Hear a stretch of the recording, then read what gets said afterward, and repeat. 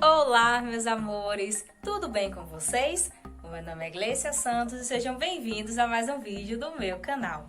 Hoje iremos analisar alguns trechos da Carta de Pero Vaz de Caminha e entender como é que esse assunto pode ser cobrado no Enem e nos vestibulares. Então, roda a vinheta!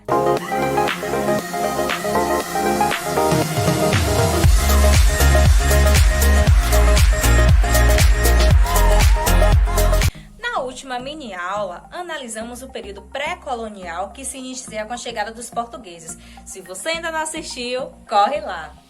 Então, sobre esse momento, temos vários escritos, principalmente de padres, viajantes, cronistas, e um dos documentos mais importantes é a Carta de Pero Vaz de Caminha, que foi escrita para ser enviada a Dom Manuel, que era o rei de Portugal, também conhecido como o Aventureiro, com esse intuito de estar descrevendo e informando sobre o Brasil.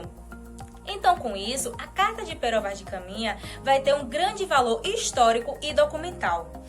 Nesse escrito, nós podemos encontrar informações tanto sobre a terra, como os animais, os povos, também descrições das missas, desses primeiros contatos com os povos indígenas. Eu vou trazer um trecho muito interessante. Enquanto andávamos nessa mata a cortar lenha, atravessava alguns papagaios por essas árvores, deles verdes e outros pardos, uns grandes e outros pequenos. De maneira que me parece que haverá muitos nesta terra. Não duvido que por esse sertão haja muitas aves. Então a gente vê a questão dessa descrição em relação a essa fauna. Tanto que não é à toa que um dos nomes que o Brasil também receberá ou ficará conhecida como a terra dos papagaios. Outra questão também muito interessante é a descrição da terra, quando ele assim diz: a terra em si é de muitos bons ares, assim frios e temperados como os de Entre Douro e Minho, porque neste tempo de agora os achávamos como os de lá. Águas são muitas, infinitas. Então, fazendo referência a essa abundância natural. Outro fator que também chama muita atenção na Carta de Pero Vaz de Caminha é em relação à descrição dos povos indígenas, que assim são tidos. A afeição deles é serem pardos, maneira de avermelhados, de bons rostos e bons narizes, bem feitos. Andam nus, sem nenhuma cobertura, nem estimam de cobrir ou de mostrar suas vergonhas. E nisso tem tanta inocência como em mostrar os rostos.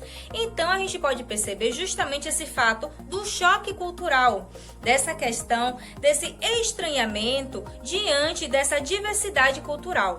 Mas é algo muito interessante, é o fato da alteridade, porque é reconhecer o que é do outro e ter esse respeito. E isso foi algo que não foi feito pelos europeus, porque entenderam a diferença dos povos indígenas, mas não para respeitar, e sim para buscar mudar.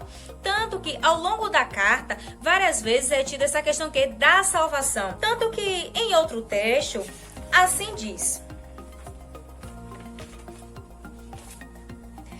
e parece-me gente de tal inocência, que se homem os entendesse, e eles a nós, seriam logo cristãos. Porque eles, segundo parece, não têm nem entendem em nenhuma crença. Então a gente já pode observar como essa questão da inocência, como essa questão da salvação vai estar atrelada à questão da religião. Então vai ser essa imposição religiosa como a maneira de estar mudando os hábitos, os costumes dos povos indígenas, que eram entendidos como seres que não tinham cultura, não tinham fé, não tinham rei, não tinham lei, e assim continua.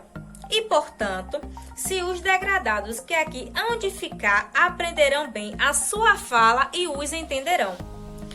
Não duvido que eles, segundo a santa intenção de Vossa Alteza, se hão de fazer cristãos e crer em nossa santa fé, mostrando como é importante esse papel de conhecer o outro, não para respeitar, mas sim para dominar. E isso vai ser algo também muito expresso com as campanhas jesuíticas, como teremos o Padre Anchieta, que foi uma figura muito importante nesse processo de conhecimento da cultura dos povos indígenas, para que assim pudesse estar fazendo esse processo de catequização. E esse processo reflete na atualidade, pelo fato de que muitos dos povos indígenas ainda são tidos como inocentes, como seres não civilizados, pelo fato de não se enquadrarem em uma determinada cultura, não se enquadrarem em um determinado perfil que é imposto pela sociedade. Então, hoje nós temos questões muito relacionadas à questão da demarcação da terra dos povos indígenas, a questão do genocídio, por conta desse avanço, tanto do agronegócio, como também dessa imposição cultural.